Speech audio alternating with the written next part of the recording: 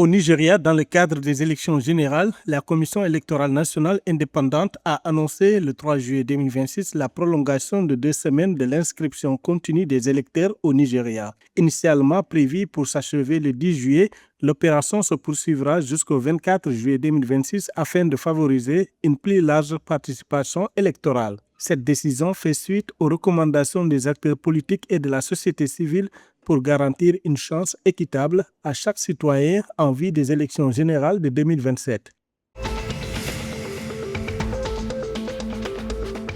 Le Premier ministre du Cap-Vert, Francisco Carvalho, a officiellement remis le 3 juillet 2026 son programme de gouvernement et une motion de confiance à l'Assemblée nationale. Ce geste marque l'ouverture de la législature avec l'engagement de bâtir un Cap-Vert pour tous en respectant scrupuleusement les promesses électorales, notamment dans les transports. Le chef de l'exécutif a insisté sur la nécessaire cohérence entre le discours politique et les actes concrets, privilégiant désormais l'exécution aux simples effets d'annonce. Cette étape institutionnelle symbolise la volonté du nouveau gouvernement de transformer la communication publique pour se concentrer sur les résultats tangibles pour les citoyens.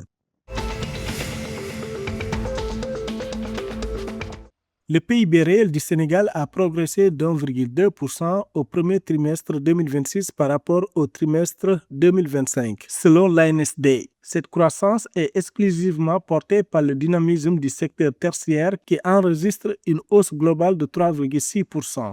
Le sous-secteur de l'information et de la communication se distingue particulièrement par une performance remarquable de 20,4%. Au total, la richesse produite en valeur nominale s'est établie à 5 227 000 milliards de francs CFA sur cette période. Ces chiffres publiés le 3 juillet 2026 confirment le rôle moteur des services dans l'économie sénégalaise. Le Fonds au profit des victimes de la Cour pénale internationale a annoncé l'achèvement le 2 juillet 2026 du programme de réparation lié à l'affaire Al-Mahdi à Tombouctou. Cependant, ce succès est assombri par la décision du Mali de se retirer du statut de Rome notifié le 30 juin 2026. Le Fonds regrette ce choix, craignant un affaiblissement durable du système de justice réparatrice dans le pays. Cette rupture marque ainsi la fin d'une collaboration historique entre le Mali et la justice pénale internationale.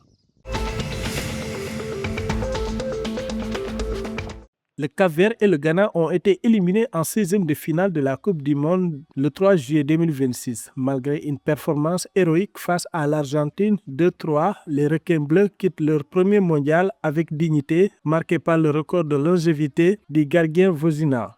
De son côté, le Ghana a succombé face à la Colombie 1-0, mettant fin au parcours des Black Stars. Ces défaites portent à 7 le nombre d'équipes africaines éliminées de la compétition organisée en Amérique du Nord.